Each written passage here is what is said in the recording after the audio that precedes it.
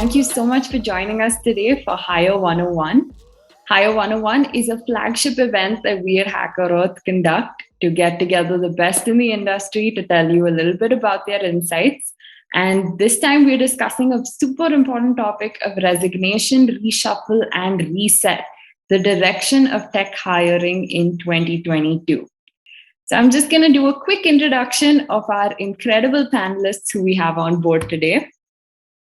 Firstly, we have Morgan Chumakas of JP Morgan & Chase, a leader in the social impact space. Since joining JP Morgan Chase & Company in 2016, Morgan has worked in both the technology recruiting and technology social impact space with a focus on building a unique and diverse future workforce, using the power of people to innovate for the social sector and providing environments for people to grow and build skills while giving back. So she currently leads functions, especially in the Americas region for JP Morgan's Tech for Good social program. Thank you so much for joining us today, Morgan. We're so excited to have you on board. Thank you for having me. Very excited. Next, we have Jennifer Mota. Now, if you've seen Jennifer's LinkedIn, you've probably seen all the amazing things she's done professionally. There were way too many to even count. She's currently the Senior Vice President at MFA Financial Incorporated, where she's the Head of Human Resources and the Head of Diversity, Equity, and Inclusion. For more than 15 years, Mota has been a strategic HR business partner and culture leader for multi-billion financial organizations. She's passionate about gender equality. She is also the New York co-chair for the 50 by 50 Women on Boards, the leading global education and advocacy campaign for driving gender balance on corporate boards. As an official member of the Forbes HR Council, she contributes as a thought leader among peers. Thank you so much, Jen, for joining us. Thank you for coming in so early as well. I know you've taken the time to be at home just to take this special webinar with us. So thank you. Thank you. Thank you for having me. It's a pleasure to be here. Great to have you on board. Next, we have Payam Azadi. Payam is an engineering director at the New York Times, where he is a contributor to the tech recruiting lifecycle for their 500 plus tech person org. He has previously designed and implemented end-to-end tech recruiting processes for startups and developed a 150-person plus cloud engineering team for Anheuser-Busch. Hi, Payam. Thank you so much for joining us. Thank you for taking the time to be here today. Thanks for having me. And finally, last but not the least, we have Adam Posner, who is the founder and president of NHP Talent Group, a boutique New York-based talent consultancy specializing in talent access to senior level roles within digital marketing, media, e-commerce, product and content creation at startups, creative agencies and brands. He is also the host of the top global career podcast, The Pausecast, showcasing experts to help you harness your inner tenacity to drive your life and career forward. He has produced and aired almost 200 episodes with top guests like Gary Vaynerchuk, Grant Cardone, Kara Golden, and Tucker Max, just to name a few. Hey, Adam, nice to have you here. Thank you so much for being here. It's so different talking to you here instead of listening to your podcast. Thank you so much for having me. I appreciate it. And we also have our moderator for today, our very own founder and CEO at HackerEarth, Sachin Gupta. An interesting fact about Sachin is that he actually started his career as a programmer. He used to work as a software developer at Google and Microsoft before he started HackerEarth almost 10 years ago, with a vision and mission to match stellar talent across the globe with the right opportunities. We are actually celebrating our 10-year anniversary this October as well. So thank you, Sachin, for starting this 10 years ago and giving us the chance to do this. Thanks, Rebecca. Thanks for putting all this together. Super excited to have all of you guys today on the panel discussion. And I think, we started doing virtual panels like in 2020 post-COVID. And I would start most of these discussions by saying we are living in interesting times. And, I was hopeful that, that statement or that opening pitch would kind of go away. we're in 22 and we are still living in very interesting times. The world is just coming out of a pandemic, hopefully, and now we are in an economic downturn. How that is going to play out is anybody's guess. But obviously the talent markets have seen very interesting things pan out over the last 24 to 36 months, and I'm sure you guys have had your own challenges, your own interesting stories. So very excited to have this discussion today with all of you. But before we get started, a very, very high level brief on HackerEarth, and my team is gonna hold me accountable if I don't do that. So this is the marketing plug. HackerEarth, we are an end-to-end technical recruiting platform. What we help companies do is essentially right from the beginning, top of the funnel, attracting and sourcing talent, mostly through the engine of hackathons, which not only helps you in building active talent pipeline, but also helps you in talent branding and building a brand within the dev community. Moving on to the higher stage, where we help companies in automated screening through online coding assessments, which are asynchronous, at take-home assessments, which you can do at your own convenience. We have a live pair programming interviewing platform. We call it as Space Code, which helps you essentially conduct unbiased, standardized, intelligent interviews. And then, latest addition to our product suite is the use of assessments from an upskilling perspective, where we help companies in skill benchmarking, talent benchmarking, essentially creating guided learning paths for their employees, so that as they're taking up the learning courses, they can actually get real-time feedback in terms of what their skills are and what skills they're headed towards. And as you can see, our core focus is around skills. How do you measure skills? How do you help individuals improve their skills, be it individually or as part of a larger organization? And with that, excited to kick off the session today. The topic is, the reshuffle, and then how the world has changed in the last few months, and what it bears on the talent market. So let me start off with the first question to you, Adam. You worked in marketing, been a recruiter. You have a successful podcast where you talk about all things tech. What's been your biggest takeaway from the past 3 years? And how do you make a sense of all the upheavals that we're seeing in the recruiting industry? And I know it's a very loaded question, so feel free to break it down. But what are some of your key learnings? Yeah, we call that a 10-part question in our industry. But thank you so much for having me, and great to meet the panel here. Happy to be here. So I sit at an interesting intersection where I am a recruiter. I have a marketing background. And I also host a podcast where I have guests from various different industries, but they all have the common theme of being people leaders, HR leaders, entrepreneurs. So there's a lot of different talk tracks that I hear. But one of the common talk tracks that I hear everybody moving to is listening over talking. There's a lot more listening happening these days, understanding what people do, how they do it, how they engage in their organization and communication. And the reason we need to do that is because of the pandemic, everyone going remote. And listen, in the tech industry, I think the tech industry, so to speak, in very broad stroke comment here, has been remote for a very long time. There's been a lot of elements about that. But for other pieces of the business, they've had to go remote. So some companies have been remote for a long time. Some companies going remote is new for them for the pandemic. And team members have had to learn how to listen, interact, and communicate more. And I think that's really a common theme throughout the past few years. Interesting. So, a quick follow-up on that remote, and like you said, tech was in some sense partially remote anyways. There were people who were working from home, but the rest of the colleagues have to now adapt to the remote world. So anything that you've worked out as you've spoken with the various speakers, like what works best in creating a culture where you can not only drive efficiency. I mean, I think efficiencies have in general gone up, but then also make sure that the culture, the spirit of the organization stays even though everybody's remote.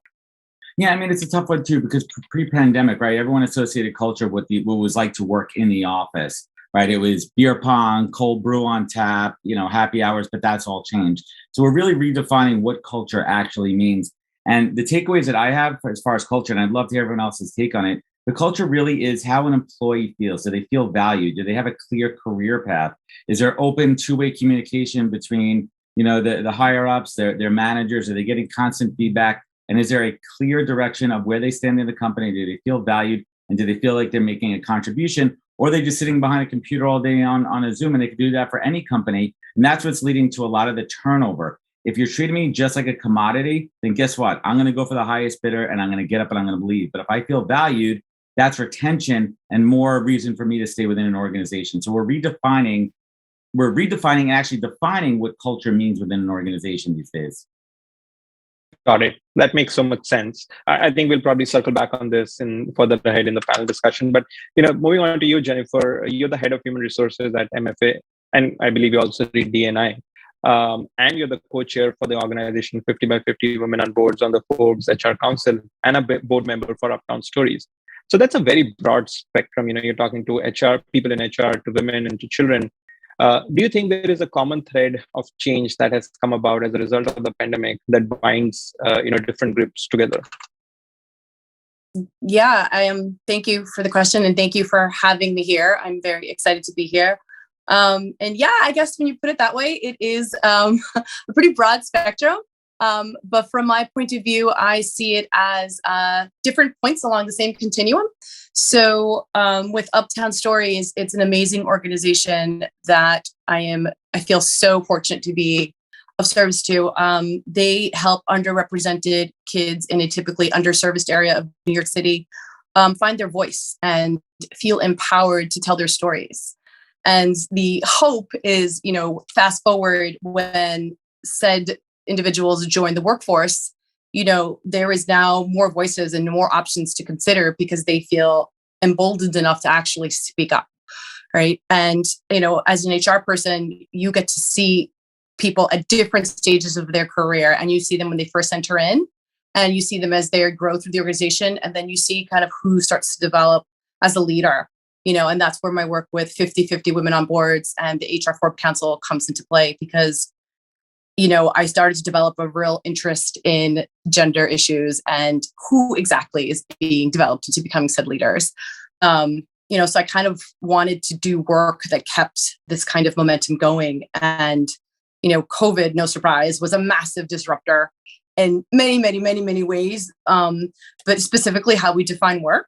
And not only how we define work, but how we define gender roles too. So, COVID put a spotlight on not just gender inequities, but a lot of social inequities and issues as well. So that disruption created space for voices and choices and perspectives that it's not that, they're new. It's not like these issues are brand new because of COVID, but COVID developed a space, helped give it an urgency to these voices and these issues. And I think that's kind of how I see all of these things kind of tied together. It gave us choices as to who and what we want to see in our leaders, as opposed to kind of always just having to accept whoever your leader was. You now have kind of a choice, right? I mean, almost everybody in some way, shape, or form that is either on this panel and listening to or watch the recording will see that in some way, shape, or form, their current situation is impacted by the choices and the options that COVID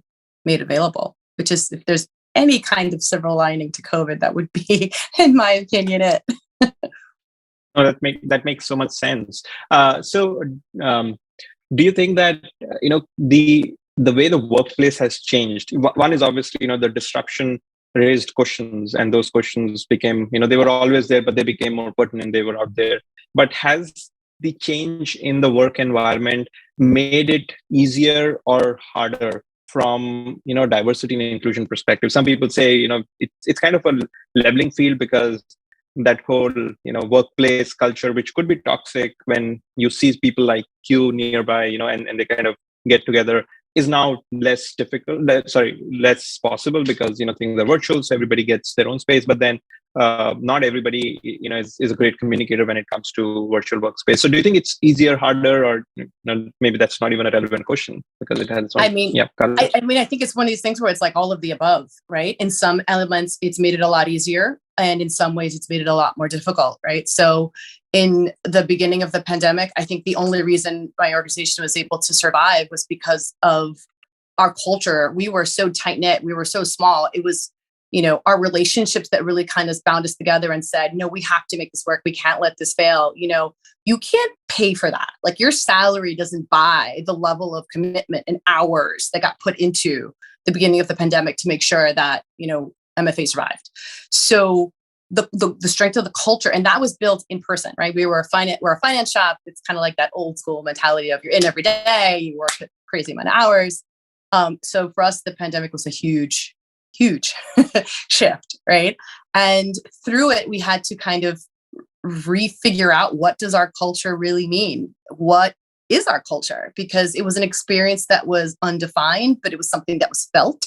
And now, because of the virtual element, you have to put almost more, ironically, words around it, parameters around it. We want to now more clearly define, we are this kind of shop, because since you're not walking the hallways, you don't get to feel and see that. You have to somehow communicate that in a different way. So it's been difficult. I can't say that we have figured it out, but we're in the process of, Yep. I think depending on where you start, being, finance being a certain way, it's hard for the shift, right? Yep. So I think very interesting insight. Sorry. I said, we're getting there. Yeah. So what I kind of draw out of that is COVID has forced all of us to be more explicit and intentional. And when you have to be more explicit and intentional, you start thinking and start questioning about what you stand for, and probably that's pushing people to be better. So let's see, how that pans out. Thanks a lot for that. Starting this out. Over to you, Payam. I was going through, stalking your LinkedIn, and I saw this post you like. It was a picture of an empty office room and a caption that said, "Offices should be a place of refuge and not a place of daily grind." I want to understand from you how one of the biggest news publishing companies in the US adopted and adapted to the pandemic-induced new normal that we have now. Thanks for having me. Thanks for the question. I think the secret is we went all in, and there was no hesitance from any part of the company. I mean, we've never been late or missed a newspaper delivery in over 200 years. And then suddenly we have this major shift to how we work. This changes how we come up with what goes on the front page. It used to be all the editors would get into this giant room and people would come around and watch them, and they debate and figure out what's going on the masthead. We had technology that was not virtualized. We were using old types of systems, and the guy was like, "We're doing everything. This is a long-term thing. We want to be remote friendly." We change how we do the news. We change our technical systems. We have security and compliance requirements as a publicly traded company. We are trying to figure out what is our, as the other panelists are saying, what is our culture? What are the things we want to emphasize? How are we going to promote collaboration? How are we creating and maintaining these connections between the newsroom and other parts of the business? And I think a big part of this success is just we've had an incredible team of executive leaders, all women, our CIO, our CSO, our CEO, our chief product officer, all incredible women leaders. And I think what it's led to is, first of all, the best onboarding process I've ever seen in any company I've been in. I mean, it was magical. Your laptop's there, your accounts are there, your onboarding, your orientation, everything there. You're coding on your first week, which I think is amazing to make that shift from what it used to be to what it is so quickly. And now, like, bring it back to what started this, the post that I liked. We're looking at our office, and as we consider what return to office might look like for folks who are in the New York area, we're really prioritizing our office as a meeting space, as a collaboration area, as a place where people come together. And so I'm really excited about what the Times has been able to do. And I'm seeing this company going all in other places. We acquired Wordle, we acquired Wirecutter, we acquired The Athletic, and we're making some big moves. So I'm really excited, and I can't wait to see what we do next. Yeah, that sounds good. It looks like you're having a lot of fun, and that's really, really encouraging to know. Onboarding has been, again, when as soon as COVID hit, I think that was one thing that just, like disarray, like the entire HR team was in disarray. How do we onboard? Like, you can get the physical stuff in, but like, how do you get people to get to know who the company is? And they were so dependent on, particularly in the Valley, people are so dependent on, your campuses where people come in and immediately they get a quick sense of, what the company is. I think from what you tell, your company has done an amazing job, and that's really good to know. So coming to you, Morgan, I've seen the themes of sustainability and social good become part of the tech world's lexicon in recent times. And you had the function of tech for social good at JP Morgan Chase, which is, very interesting. I also see, I see your physical hackathons or on-site hackathons that you used to conduct are now coming back as well. So do you think some companies are just jumping on this social good bandwagon because there seems to be demand amongst within the community, or is that a real trend that, that's being internalized? Yeah, that's a great question. And I'll echo the other panelists by saying thank you, first of all, so much for having me. I love talking about this stuff. I could talk forever. But that's a great question. It's something I think we ask ourselves a lot too, internally as a team and working in the social impact space in general over the past 10 or so years. It's something we go on both sides. So I'll say it's a little of both, to be honest. And that's been my experience in working in the profession, but also what I'm seeing as I'm having conversations with other people who work in social impact. I think the first part of it is it needs to come from the top down. If you don't have the buy-in from leadership, not just around like, this helps community, this helps nonprofits, but also really seeing the impact it has on employees, on talent attraction, on talent development is something we talk a lot about too, on bringing, as all the other panelists mentioned, on bringing culture into the firm. If you don't have that buy-in to have people putting in all the work, it's not going to work as effectively. So I think it definitely does need to come from the top somewhere. And I'll say, again, just to plug in where I currently work in my current position, something Jamie Dimon says a lot, our CEO, JP Morgan Chase, is we do the right thing simply because it's the right thing to do. And I think that messaging overall is something that is heard throughout the company and really provides people with validation for why we do some of these things. But that being said, I think the outcry kind of from employees at this point, especially having gone through the pandemic, gone through everything that's going on, I think a lot of people have said they want to feel more authentic experiences in their work. They want to feel more purpose. And purpose doesn't, something we again talk a lot about is purpose doesn't necessarily need to be your day-to-day job. While a lot of people do find their day-to-day jobs purposeful and fulfilling in some ways, there's all these other ways of especially in a large organization, that people can use their skills to give back and feel, validated, fulfilled, and if you using their skills that they may not have in their day job in all these other ways. So I think it really does need to come from both. Senior leadership often buys into, what their people are saying they're wanting and needing, and then vice versa. The people, will feel empowered to get involved in these spaces and really work in this way as their leadership is saying so. Interesting. So if I hear it correctly, you're saying that because of such initiatives, the team also, people within the company also feel more connected to the organization, because probably now they are able to contribute to a cause that they care about, but it's actually being sponsored or facilitated through their employer. So that builds a better connect.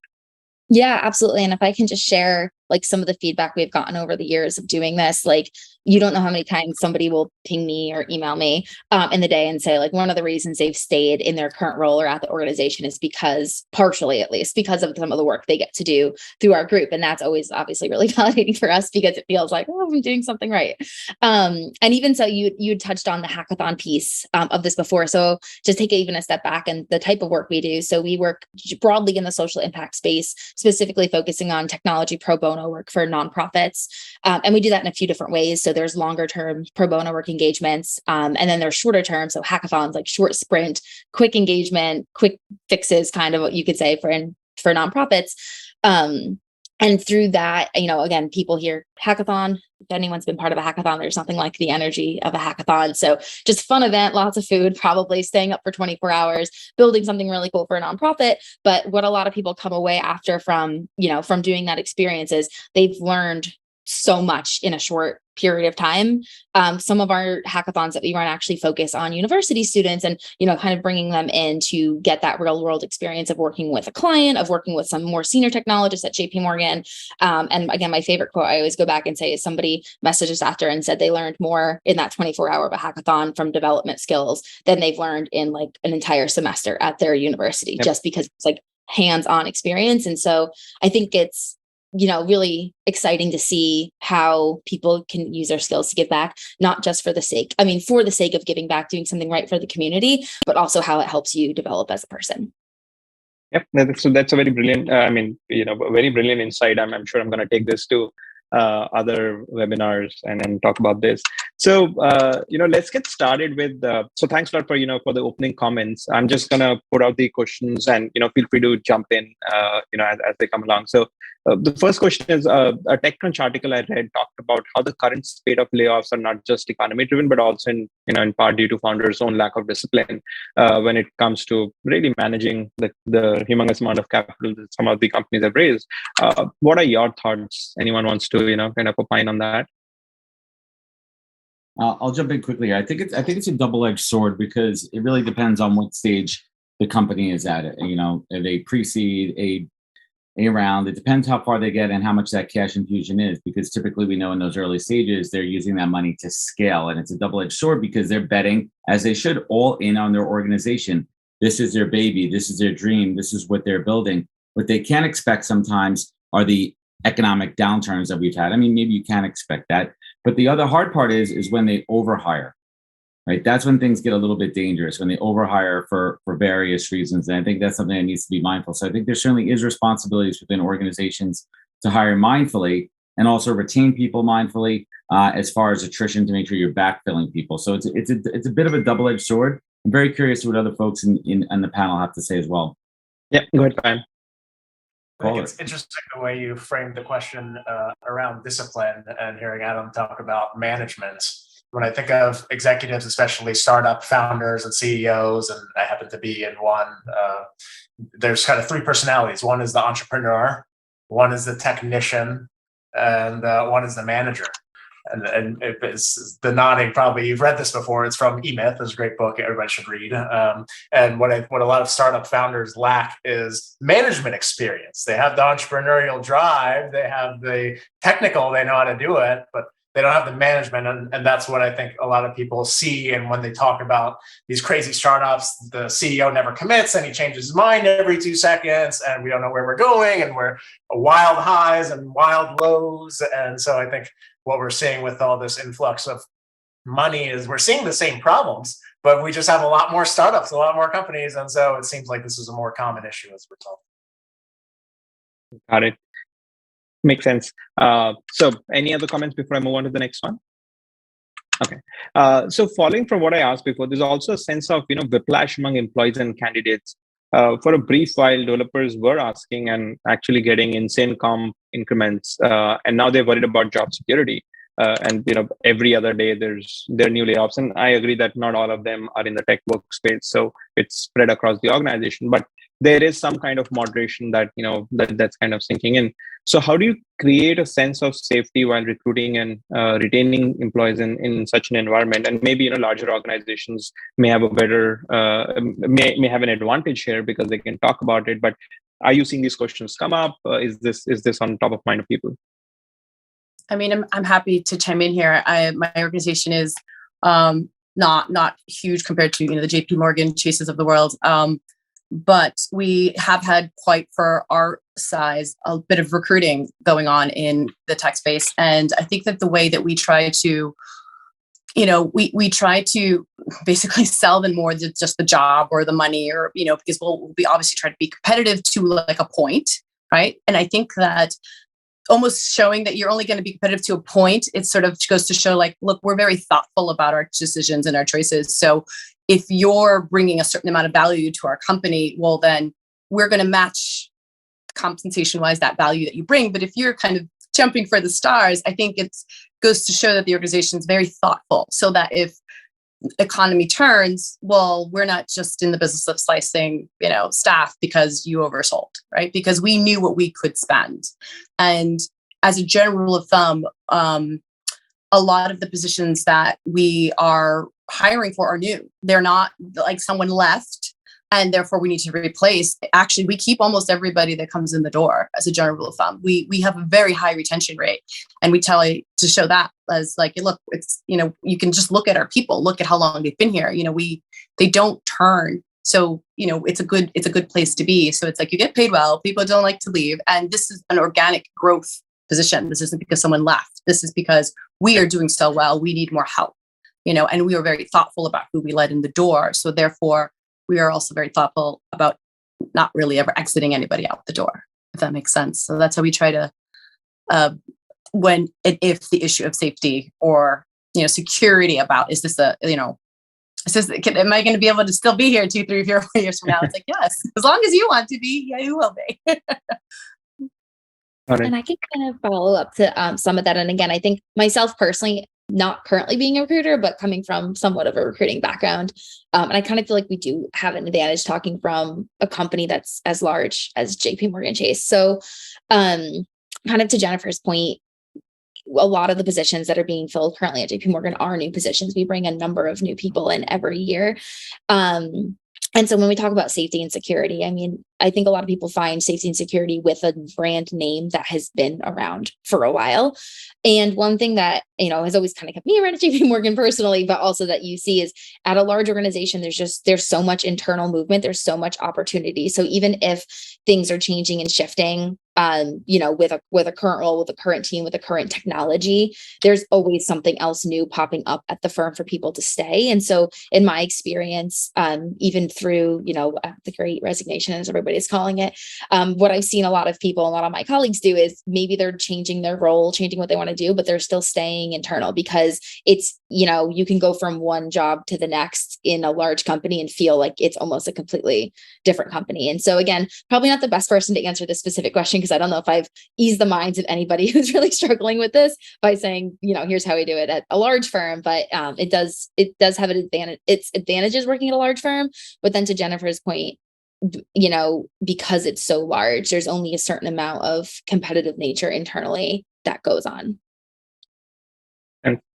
I think it's overall, I think it's a good, it's slightly better. There's a silver lining to this, slightly better situation, because now maybe, some of the organizations that were not able to compete earlier can actually talk about the values that they have in place, right? And there can be greater emphasis on some of those things, and it may be a better time to recruit, but still I would hope that the downturn kind of reverses sooner rather than later. So I would like to draw your attention to an interesting analogy. Like NFT and crypto are all the rage right now. So what if the hiring is also playing the crypto market, where a fall in the market means that speculators are going away and it's the perfect time to create a new currency? Would you say that companies should actually go head first into this market and try to track the best talent, which was probably like I was just referring to this earlier, unattainable or not possible just a few months ago because of the boom? So anybody who's playing the long game, is it the time to go all in? It's interesting from a recruiting standpoint. I mean, it was almost like free agency in sports, right? We saw players shifting teams just for the highest ticket, and it took away anything about culture, product, innovation. I'm speaking very broad stroke, because obviously there's folks who really love working for specific teams and products, but people are chasing the money, and you can't really hold it against people, right? We all have bills, we all finances. We don't know what everyone's own individual, financial situation is, but it was a wild, wild west, especially with a lot of these Web3 companies that were receiving so much infusion from the VCs out there. Now that we've seen the recalibration of Web3, right now we're in whatever you want to call it, the crypto winter. I like to use the analogy of a forest fire. The forest fire is coming in right now, and it's clearing out all of the dead brush and the dead trees. And what we're going to have when the dust settles and the smoke clears are those companies, products, and projects that are meant to be, that are the strong ones. And those are the ones that the talent's really going to align to. So we're also going to see a lot of the current talent who really value where they work. They believe in the founders, they believe in the product, they believe in the long-term vision. And what do we say? Diamond hands in the NFT world. These are the folks that are staying tight to their company. So I think there's going to be a great recalibration of talent out there. But to the other side of it, a lot of these projects have failed. So there's going to be a lot of great talent on the marketplace. And it's a good opportunity for a lot of these companies to, going back to the sports analogy, free agency, pick up players that are out there on the open market and add to their roster. Yeah, I think anybody who has the long-term appetite, like you said, and the ability, it's a good time to hire. Anyone else on any comments on this question before I move to the next one? Okay, we've seen, obviously there are challenging times, and that's also that also gives rise to people coming together as a community and addressing those tough questions. I think all of us saw that when COVID hit in each of our organizations, right? A lot of people came together and said, let's tackle this head on. We're also seeing that in some way in the current time. Angel Ventures have opened up a list of workers who have recently emerged from big brand tech companies. Peruvian tech platform Talently is dishing out free access to its courses to any recently unemployed software developer in Latin America. So how do you think larger brands can aid in the efforts, help developers make a better, get a better sense of the current scenario? And one is obviously saying, hey, we are hiring, come work for us. But are there other initiatives that larger companies can take to just support the community? And is that something that you guys even think about? If you're not like hiring for that role, would you want to just support an extra like the overall community and do something in a current scenario?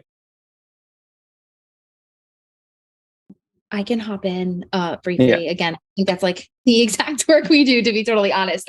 So it's kind of exciting to get to talk about this. But I think for us, it's a mix, right? Like when we started this team and, the work we do in social impact, it was never necessarily to attract and develop talent. It was simply to use skills, give back to the community. We saw this need with nonprofits, with communities, whatever it might be. And we knew we had the skills and the resources to give back. But it was a byproduct that it also happened to be a great tool, again, to attract, evaluate, develop talent, retain talent, whatever it might be. But through the pandemic, I think, we had to reevaluate that a little bit, because while selfishly it is great for all of those things, I do think the purpose of doing all of this is authentically really to be able to give back. And so one thing, it is something we think about a lot. And as we've been starting to get back in person, bring communities together again to try to give back. And again, one great thing about being at a large organization like this is we have a big footprint in a lot of communities around the US, really around the globe, but especially in like certain cities where we have these like huge office presence. And so we have like one thing we've been doing I can share is we, go, where we have huge presence. So like Columbus, Ohio, if anyone's familiar, to Plano, Texas, areas are specifically where we have a large technology presence. And so something we're doing is bringing both employees of that area together, inviting them to bring their families, their friends, people, just inviting anybody in the community to kind of come together, and what we're doing is website builds for nonprofits. So that's a really exciting space to be in. Just say anyone who's free for 10 hours today, come to this facility, and we're just going to knock out as many websites as we can for a nonprofit. And so that's just one example, but I think organizations have a responsibility to think about community. Obviously, it'd be easy to just say everyone continue to work wherever, but I think, and with the push of getting some people back in the office and push to rebuild some of that culture and push to say, like, we're not just here as an organization, we're really here to fundamentally help bring everybody forward. Thinking about the community and thinking about ways we can all work together is going to be really crucial for talent in the future, because people want to work at a place that is thinking about those things. Right. And some of the initiatives that you just spoke about are really, really good to know, that the kind of work you guys are doing at JP Morgan Chase. I just, sometimes wonder if there is a way to, enable smaller organizations also to invest in something like this, right? It's relatively, I mean, I'm not saying it's easy, but it's relatively easier if you have resources at disposal, right? But it would be interesting to see if there's a way in which smaller organizations could also contribute, because generally people want to, right? You want to contribute back to the community that you benefited from. It's just how, and if that can be made easier, it kind of brings everyone together. So, kind of following from that, do you think it's an opportunity for recruiters or employers to interact more with the community and create a better employer brand? And in general, if I talk about pandemic, what has happened is, everybody's at home, they've got more time, but they're also doing more things, right? At some places, in some cases, work has gone up from workplace. In other cases, we've heard people taking multiple jobs. There's too much screen time, there's fatigue, right? So I don't know. I think maybe the attention that is available from your talent network, maybe per individual, it's reducing. So how does one think about employer brand, given everything that's going on, right? There's like pandemic, which still lingering around. We now have an economic downturn, all the layoffs. Do you capitalize? Do you not capitalize on that? Do you use that in your marketing pitch, or do you play the long game? And maybe Adam, you come with the marketing background, right? So maybe you can start with that, and then we can ask others as well. Absolutely, I think it's really important now, as I mentioned earlier, for a company to define their values, and there's no better way to do that than to empower your current employees to speak up. There's a lot of companies in the past that have kind of pushed their employees to not speak up on social media, specifically around LinkedIn. And we've seen in the last 2 years of the pandemic that there's these more established, older organizations that are changing their tune because they're losing employees, and they had to find, due to attrition, due to the great resignation, whatever the heck you want to call it. And they've had to find new tactics. And we've seen some success with smaller organizations where they empower their employees to speak up and talk about their experience working, why they love working at their company. And they're not telling them to talk about it. They're not, hey, we'll give you an extra $200 in your paycheck. They're not doing that either. They're doing it because they want to, and they're opening the door saying, hey, listen, you can say whatever you want here. We're empowering you. And we're seeing that as the greatest acquisition tool. They're saving costs on recruitment. They're going to put folks like me out of business. And I'm cool with that as long as people are happy in their jobs, because that's ultimately what we want is folks who work in this industry. There's always going to be, companies that need to hire and candidates that want new jobs, but we like to see people happy there. So I think a very underutilized tactic right now is motivating, allowing, enabling, and creating a platform for your employees to speak their mind and be your best brand advocates as far as employer and recruitment branding. Interesting. So it's authentic and it's at scale and it doesn't cost you. Nothing more authentic. Like, what can be better than that? Would you rather hear it from the CMO or the head of people, doing a teleprompter kind of presentation, or do you want to see one of the folks who is a manager, or maybe a new employee, or maybe an intern sharing their experience? Right. So a follow-up on that, Pam, I'll probably request your opinion on this as well. Coming from engineering background myself, I work closely with developers, and they are very opinionated, but not necessarily the most efficient social broadcasters, right? Like they'll go and consume a lot of content on Twitter. They'll be very opinionated on Reddit. But even if they're having a great time, I've not seen tons of developers go out there on LinkedIn and put, those are the things that I did. Like, what's been your experience? And have you kind of leveraged this as a strategy, because you are clearly a very strong advocate of the things that you're doing at your organization? So do you see that going down to levels below as well? Yeah, I'd say it's kind of it's affecting our decision making at all levels. We're looking at the macro, what's going around, and on one hand you have the Amazons of the world are paying people $1 million, and the New York Times isn't going to compete with that. We just can't. I don't think anybody expects us to, and even if we could, I don't know that we would. And so we're looking at that, and that's one thing that we know we can't win. On the other hand, we do know that the New York Times has become a brand that sparks emotions in the last few years. Where 20 years ago it wouldn't, now it does. Whether you love it or you hate it, it's a polarizing brand. And so we're finding a lot of people who think that the work that the Times is doing as far as our journalism is really important. And whether they've made a lot of money already, but now they feel like they want to give back, and the work that they do every day, they want to feel like it counts. And so we're getting a lot of people that either left big tech and are coming for us, or they're coming from healthcare, or they're coming from other industries. And they're like, how do we get involved with the work that the Times is doing? Because it's really important. And so we're leaning into that fulfillment. We're also leaning into another area we can kind of impact is we have cool technical challenges. And that comes back to what you're talking to, is we have a tech community, a bunch of nerds, and we have people that they'll pick their company based on where they think the coolest technical challenge is. And so part of not just what we think is the right product strategy for our company, which is to become the place where people who want to learn about the world come and engage. That means personalization, that means high scale, that means interesting stuff, that means we need to build cool systems and scale to millions of users.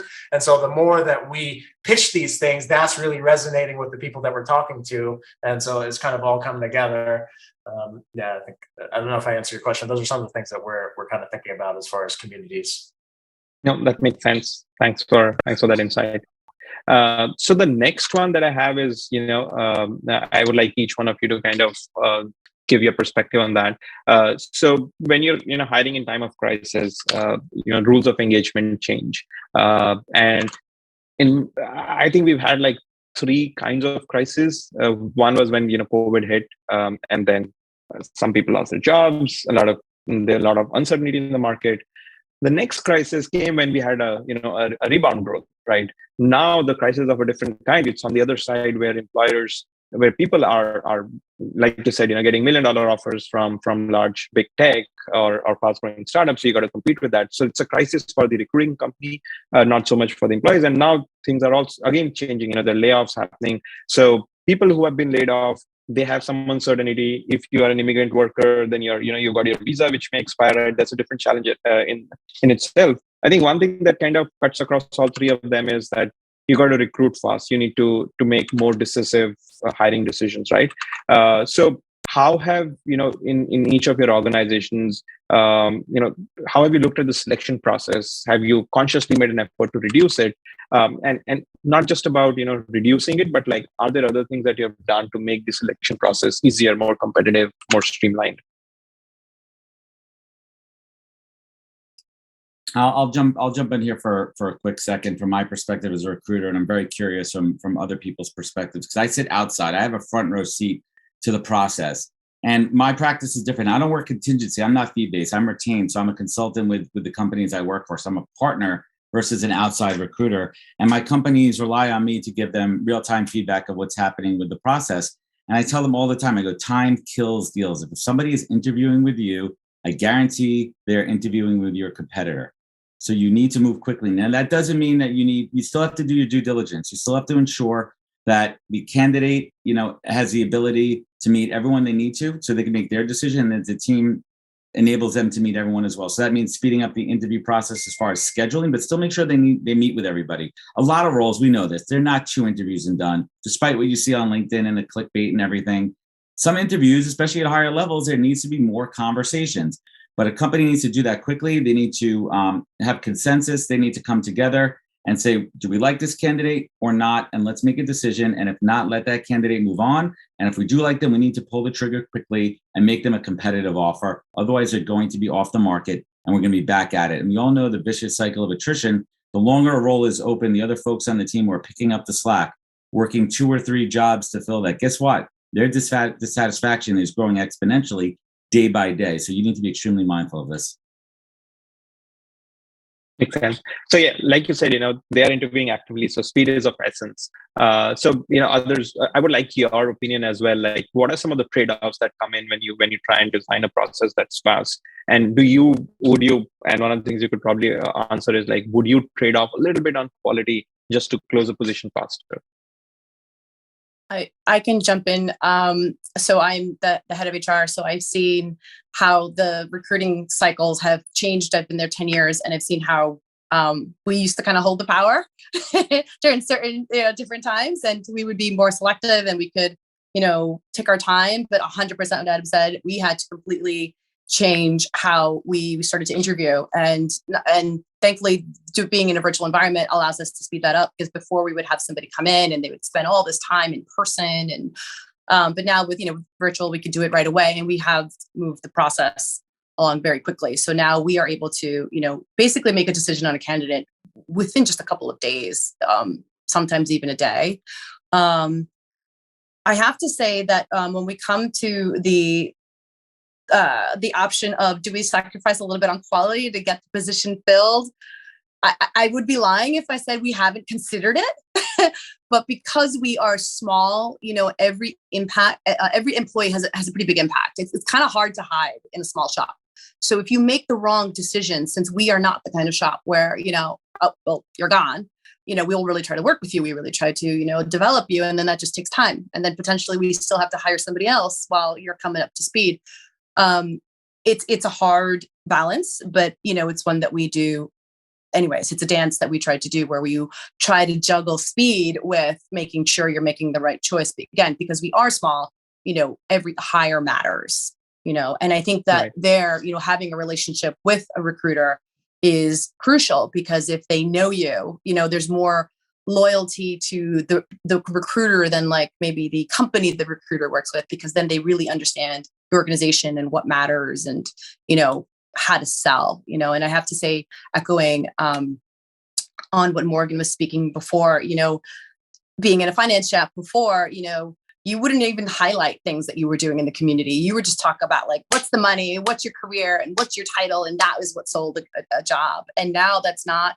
It's a detail, like what's the money and what's the, obviously that's all stuff that matters. I'm not saying that it doesn't, but the amount of conversation now that is had around what do you do for the community and what else is there? And can I be a part of this society? And how many volunteer days do you give? And what kind of charitable organizations, it's really changed the game as to how you sell yourself in an environment where candidates are going like this. So it matters. Right. So for the people who were slow to the change of, giving back to communities, they now realize, no, this is something, even if it kind of doesn't matter to you, it needs to matter to you now. Right. Right. Thanks for that. Morgan, any thoughts from you on this? No, Brian? Yeah, go ahead. Yeah, I really like the Times' interviewing process, and I'll tell you a little bit about it. I'm sure people are curious. So I think it's pretty streamlined. We have one tech screen, and then we have a set of 5 panel interviews that we do all at once. And 2 of the panels are technical, and 2 to 3 of them are non-technical. And so we can get a candidate through the pipe, usually in about 2 weeks, sometimes in a month. And we're finding we're beating a lot of the bigger companies on speed. What we're also finding is that these non-technical rounds, they resonate with candidates. Most of the ones we talk to, we get a lot of positive feedback. One of the rounds we do is called values alignment. One that we do is called learning and teaching. And this is a great opportunity to kind of demonstrate how you think about teams, how you think about organizations, what cultural elements are important to you, if any. And we get a lot of strong feedback about it. I really loved it when I was going through it. And also our process for checking references isn't the kind of typical stuff. It's less around the technical stuff. It's how can we ask things like, if we were to hire this candidate, what types of things can we do to make them even more successful? We're not asking rate this out of 5 or some of these other things. And so the process is smooth, it resonates, and I really love it. That's really good to know. I think one thing that kind of stands out is speed is of the essence. So obviously you can't compromise on quality, but you can definitely eliminate inefficiencies that exist in the system. And you just got to be intentional about it. If you're stuck to the old ways, then you're not going to get the talent that you need. So I think we're with the last but one question. So we'll be able to wrap it up in the next couple of minutes. So there are reports that suggest that developers are increasingly working on contractual basis with different companies in different geographies, and also think about how they can structure their contracts a little bit out of the box. And this is while we're talking largely in the tech ecosystem. I see this as a trend in other I would say in the roles as well. So do you foresee a rise in the gig economy, or maybe even a breakdown of the traditional notion of full-time employment, where you have like gig workers, you kind of break down your tasks, your goals into compartments, and not all of it, but good part of it could be given out to the gig economy. Is any one of your organizations talking about it? Or maybe in your conversations with other speakers, has that come up as a concept? Yeah, I mean, I think that there's always a good mix between contract and full-time. I think that companies that are a little bit more fiscally pragmatic understand the need that, also contractors. I mean, there's a lot of tech workers, especially in Web3, that are a little bit more transient because projects come and go, they scale up, they scale down. And I think that's something you just have to be a little bit more mindful of. And I think it also helps take away the element of downsizing, right? I don't think technically, like, it's not letting people go when you're removing contractors. So there's optics to it as well there too. And you just have to work with the community, the Web3 space. We understand that there's more folks that work on multiple projects. Because maybe you don't need somebody a full 40 hours a week. So you really have to understand what those needs are within the organization. And we're seeing a lot more with Web3, project-based work, companies that are just getting off the ground versus taking on the cost of these big ticket full-time hires. The idea of a fractional employee is really coming, more to light with the Web3 world. And it also variety too. I speak to one last point there. I speak to a lot of candidates when I'm recruiting for Web3. They're like, "Hey, I'm working on 5 different things right now. I'm able to do that in my off time, but I am interested in this full-time role. Is that going to be possible?" And a lot of the founders are like, "Well, it really depends. Is it going to be a conflict? And we are open to it as long as we don't see that being, draining from your performance." So it really depends, but I think that there's a lot more openness to different types of scenarios these days. Curious what the rest of the folks are seeing. Yeah. So I think one insight that I would like to draw from there is that what you're saying is any technology that's still relatively new, is not a massive core to the business. It's probably easier to get started with gig workers there because anyways you're picking up smaller projects. So that could be a good way to ease into that. Ms. Jennifer, are you seeing that as a conversation within the organization? Yeah, absolutely. I mean, if like I said before, if COVID came and did anything, it completely disrupted how you define work, and how you do work and where you do work. So, the idea of your kind of old-fashioned, old-school job of being in an office and working not, your 9 to 5 or 9 to whenever, really, that concept is just so gone. So the idea of, you needing a job in the way that we used to be defined is not that's not the norm. It's not the default option. Now it's like, do I want a job or do I want to do gig work? Because gig work now pays so well, it's so in demand, and you can work from anywhere, as everybody on this panel and listening and future knows. It doesn't matter anymore. You don't have to go to an office. That this is just as much an option as this. So it's just kind of like, well, what works better for my life? Well, before it kind of was like, this was an option. And then sometimes this would pop up. If this wasn't an option, this would pop up. But now this is just as much of a thing as this. So when hiring now, or when coming up with roles, when we have a need, we also then on the flip side think, well, do we need to hire this person, or can we kind of just introduce a gig? Right. So so I feel like we're catching up to that too. Right. It's definitely interesting to see. Yeah, interesting to see a financial organization, opening up to that. I think if that happens, others, will follow suit very quickly. Yeah. Morgan, any comments before we move on to the last question? Okay.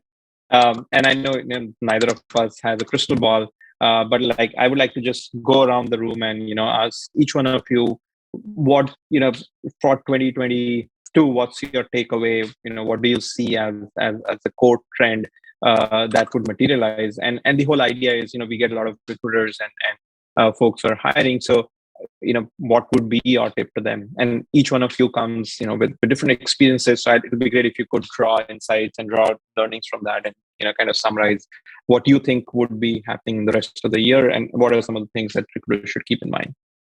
First, Adam? I'll kick things off here, and I think that from a recruitment perspective, and this goes for hiring managers as well, we need to be more mindful of a couple things. One, transferable skills, especially as we move from Web 2 to Web 3. You're not going to find somebody with Solidity with 10 years of experience. It just doesn't exist. So we have to be really mindful about transferable skills. If someone has an aptitude, if someone are enthusiastic about a medium, and they're already a skilled Web 2 dev, then let's get them into the mix. And if we have the ability to train them and upskill them, let's do this.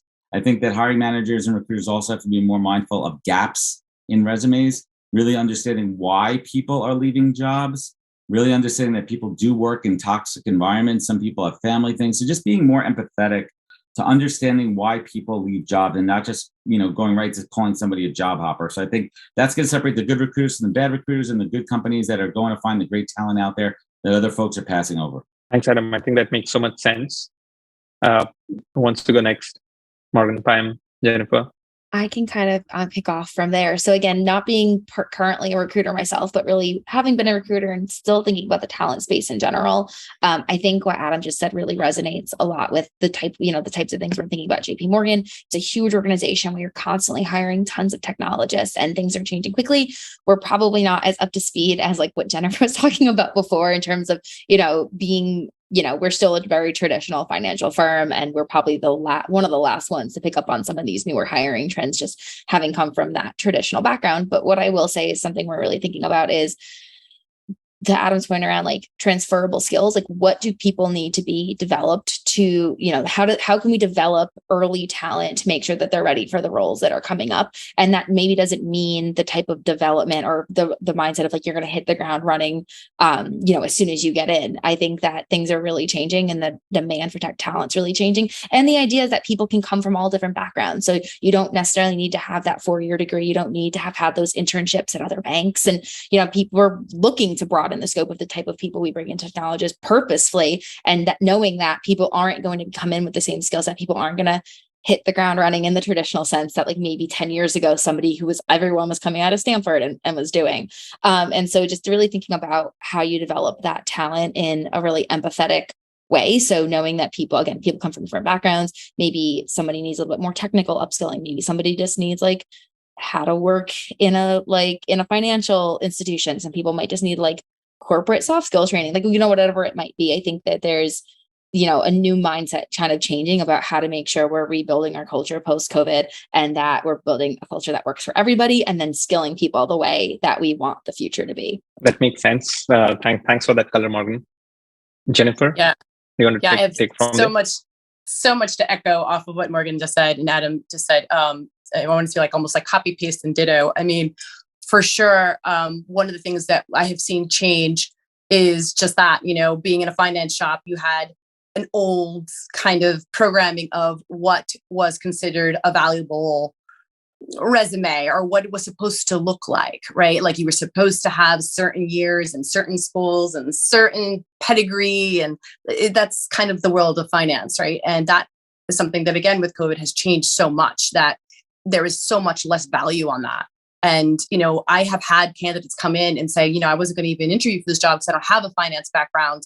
And we're like, no, but that's exactly what we're looking for. We're looking for somebody who is not from this and is looking, and we're bringing in something different. So to people who are looking, I would say just go for it. Like, don't let that limit you, because even in worlds of finance, we are shifting our points of view as to who we want to bring in the door. And there is much more value now being placed on like that eagerness to learn and that person who wants to kind of, keep that engine going of learning and developing themselves, as opposed to, well, I have 10 years of this, or I have 5 years of that. And if you didn't have a certain X amount of years in something, you couldn't qualify for the job. That's not the case anymore. So the advice I would give is like, go for it, because the way that these, resumes and things are valued and assessed are totally different than pre-COVID. Yeah. I mean, sure, pre-COVID, you had to have a certain amount of years, or you did look like a job hopper. Now we're like, we get it. You had 2 years there. We get it. It's cool. What skills and skill set do you bring to the table? How eager are you learning to learn? How eager or willing are you to pivot? We get it now. So, and I understand, Morgan, I used to work at Credit Suisse, so I get what it's like to work at a place that's hard to shift gears. And luckily with a smaller shop, it's a little easier, but it still has its challenges. So I hear you. Yeah. I feel you. Payam?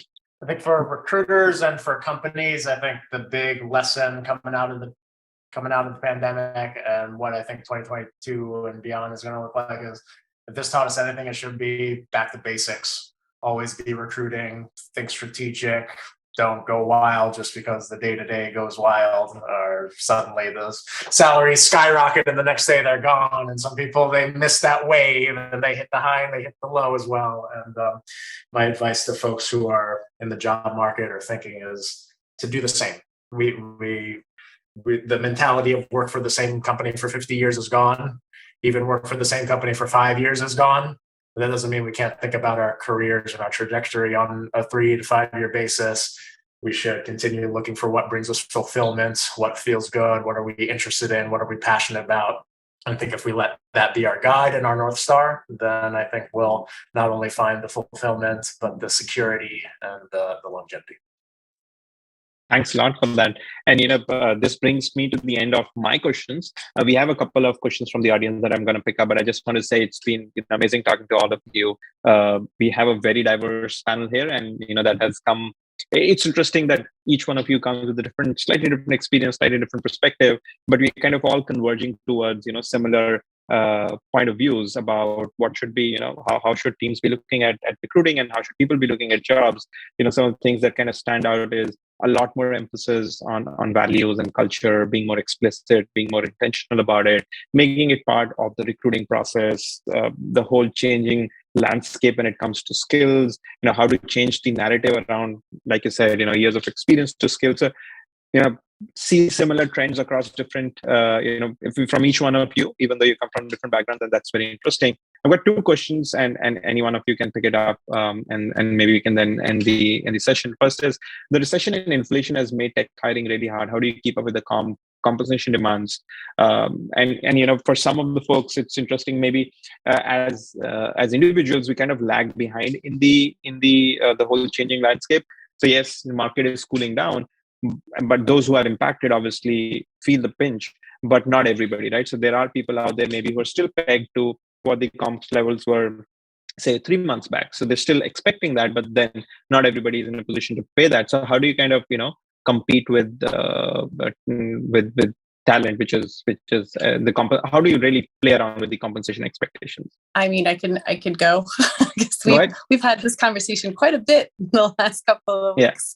I mean, we try to kind of balance it out where we are willing to keep up with the market, but within reason, right? And that's, I think, the key takeaway. I think that some people or some candidates, they get so caught up, right? Because there's so much being thrown at them. There's so many possibilities that, we had a certain candidate where they gave us a number and we entered the conversations understanding a certain number. And as the conversations happened, that number almost doubled. And we were like, what? You just don't do that, And that just kind of turned us off to the candidate, because then they kind of gave us a clue into kind of like maybe perhaps their judgment, right? Because it's like, well, your skill set didn't just double in the course of 3 days. You didn't just learn a whole new thing, So that makes us kind of hesitant. So I kind of feel like, listen, I say go for it if you can, but it's also within reason, right? Like, do you really add that much more value? Like, be honest with yourself. Like, really ask yourself. Like, yes, the market is one thing. Go, go for yours. I get it. But at the same time, kind of check yourself. Like, do you really add that level of value? Because again, I mean, our organization doesn't happen to have the culture where we turn around and cut heads because things have turned. We just ride it through and try to keep people as much as absolutely possible. But not everybody subscribes to our philosophy. So it's a question. I mean, I know that there's been a lot of stuff in the press lately about, jobs that are being, layoffs. And to that I say, don't worry, there's still like millions of jobs that are still open. So don't worry, you'll be okay. You'll find another job. But yeah, I would say just kind of be reasonable. Like, balance the go for yours with the, do I really add this level of value? Got it. So yeah, go ahead, Emma. I'm just agreeing with that comment right there. That was great. Makes sense. The second question is, is there a specific tip that you would give to people out there who want to reach out to employees that have, recently quit or been laid off? And it's kind of a little sensitive, right? You don't want to, someone's going through a tough time and obviously, you're reaching out with an opportunity, but is there a hack, a trick that has worked well for you guys that you would want to share with the audience? Go ahead. I've had a lot of luck on these posts, as the panels were mentioned. We're becoming a little bit more open and personal on what we post online and on LinkedIn, and folks are telling stories of they changed their life and they had this wild high and now they hit a crash or something crazy happened and they're laid off. And I see folks comment and say, come to Amazon and get a job. And then 50 other people comment, come to Amazon, get a job. They're really good at recruiting. But what I don't see is, we're really sorry that this happened for you. We want to talk to you. We want to support you. This was a terrible thing. And before you launch into a sales pitch, so trying to understand them, talk a little bit. And so I always start my posts with something that acknowledges the pain that they went through and noting that there is space when they're ready to have a conversation about something else. That's a super helpful tip. Thanks a lot for that, Payam. And thanks a lot, everyone. That brings me to the end of the end of the questions from the audience. It's been amazing, having a conversation with all of you. Thanks a lot for the insights. I, for one, have a lot of insights that I'm going to take back and hopefully put in place in our company as much as we can and share with people in my network. I hope you guys also had fun. Thanks a lot for joining me today, and have a good rest of the day. Thank you. Bye, everybody. Thank you. Thank Bye. you for having us. Bye-bye.